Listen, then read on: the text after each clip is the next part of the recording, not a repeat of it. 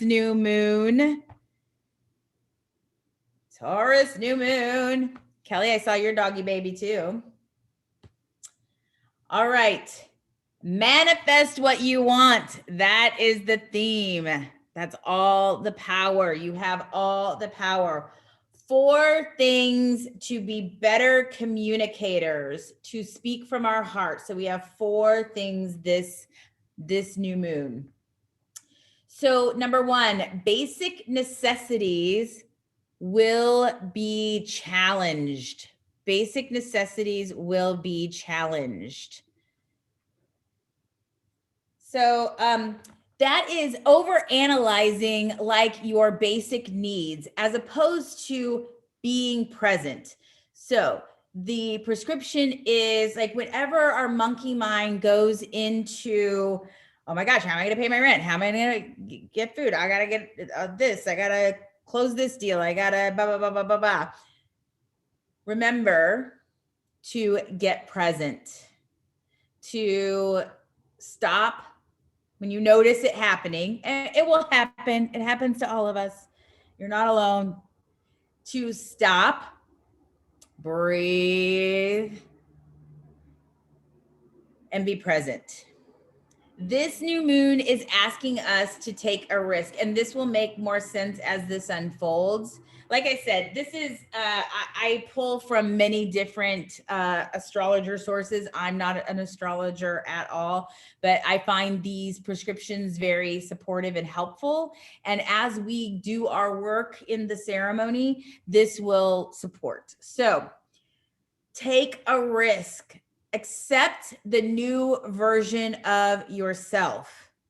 If you don't take the risk, you are blocking the blessings.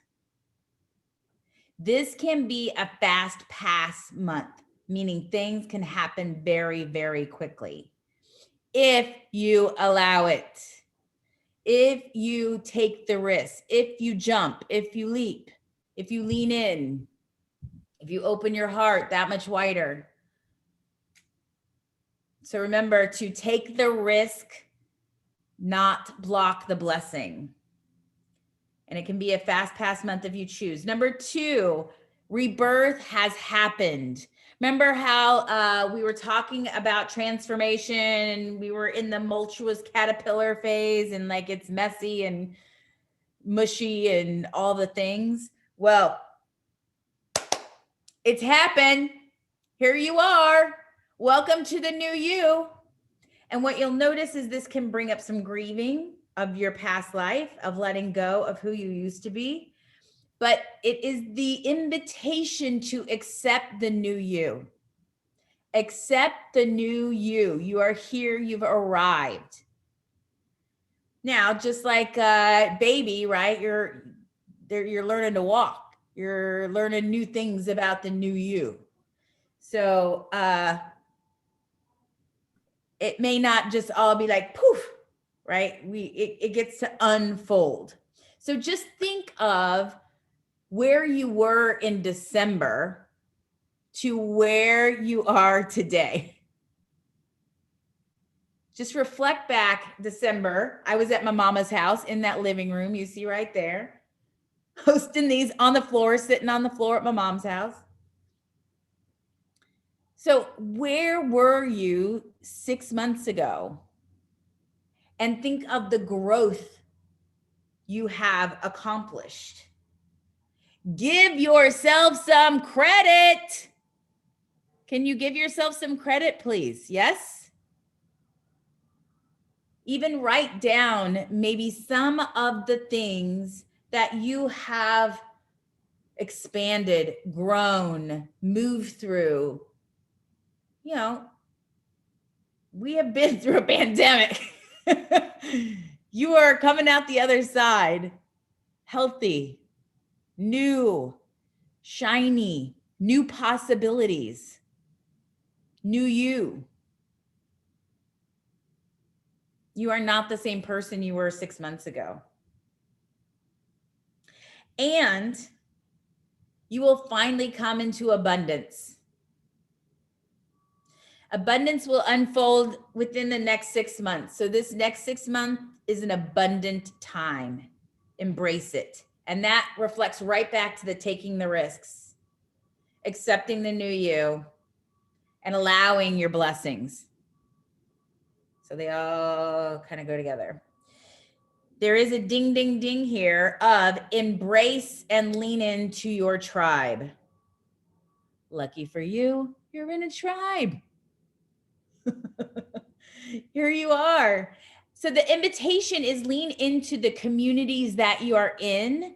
Like, just notice who you've attracted, the community you have attracted, whether it's this one or maybe it's coworkers or a mom's group or your family, but now is the time to lean in even further into that community or tribe that nourishes you, that gives you inspiration, that gives you motivation, that gives you energy. So lean in, lean in, lean in. We all think that we have to do it on our own, but this is telling us, knock it off and lean in. Side note, everyone, mark your calendars. Mercury goes into retrograde on May 29th through June 22nd. What that means is you better back up your computers. Back up your computers and your phones, your electronics, and to close any deals you may have percolating, get those closed before the 29th.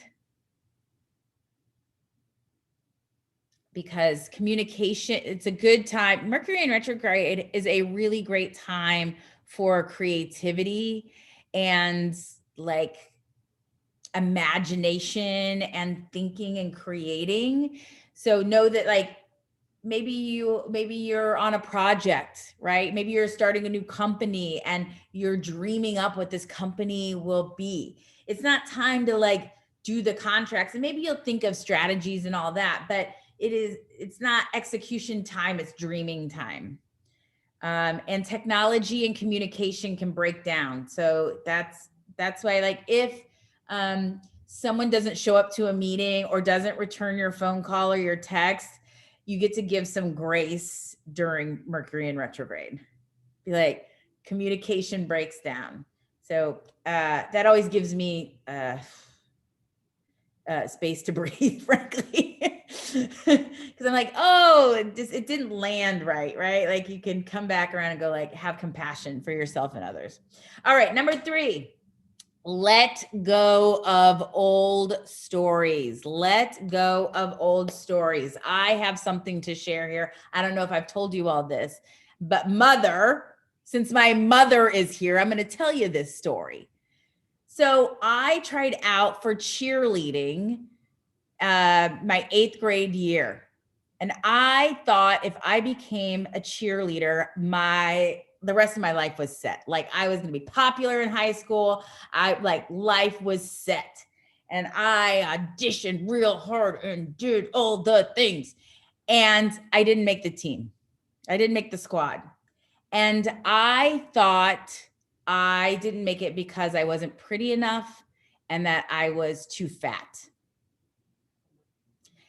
I went through life with the story that I was not pretty enough and that I was too fat. That was always in the back of my mind. Now, mind you, the next year I made cheerleader and I was spirit queen of my high school. It wasn't like I suffered. However, like, what are those stories that are in the back of your mind that you made off of some event that happened probably in your childhood? Well, Mom, 5 years ago, let me know why I didn't make the squad my freshman year was because I had written dirty words in a Mad Lib about Richard Wehrmeyer and I got in-school suspension. My entire life was built on this crazy old story that I had totally made up that was not true. So I share this with you to say, what are the stories that you get to let go of? What old stories do you get to let go of? Kelly, did you want to say something? I think we can hear you. So if you be a self-critic, you will miss your opportunity. So as we're talking about, like, this is the time to take the risk, not to block our blessings. So if you self-criticize, you will miss the opportunity.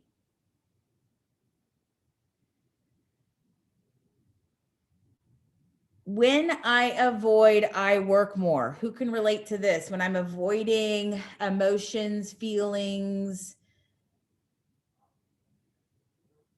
going deeper, vulnerability, I work more. Stop doing, and be kinder to yourself. Stop doing and be kinder to yourself. Is anyone feeling angry right now? Is anybody angry? There's like a tinge of anger in the air. There's some Lilith in the air right now. We're conjunct with Lilith right now. So if you feel anger, just know that that's passing through. Again, the invitation is not to work through it, but to be with it and in it and be kinder to yourself. Again, the abundance will come from tribe, community, and love. Tribe, community, and love. The last pillar of this Taurus new moon that we are bubbling in is a huge boost. Yay! Huge boost. So you may discover you have new gifts. Maybe you have something that you did as a child, dancing or singing, but a talent, we've in the, I don't know if you all, I sent out a 5 most effective tools for successful women to get their fire back. Did you guys get that? I think I sent it to some of you. Text me or ping me or email me if you want a copy of this. But in that, I work through getting clear on your passion. And the first step of that process is making a list of all your talents. And I mean the wacky ones, the one, like, I can put on lipstick without looking in the mirror. Like, I can balance a budget with my, behind my back. Like, what are your talents? What are the things that are part of who you are that you may not be accessing at this moment because you have been going down a specific path or in a specific career, and that kind of has been laid dormant? Now is the time to explore and allow those gifts to bubble up. You may find you're really good at painting, Lori, by numbers, right? Like finding a new joy. And then I'm good at regular painting too, just to be clear. So you may discover these gifts, and like I mentioned before, grieving your past life from that full moon, the shedding of the skin. So breathe into these changes.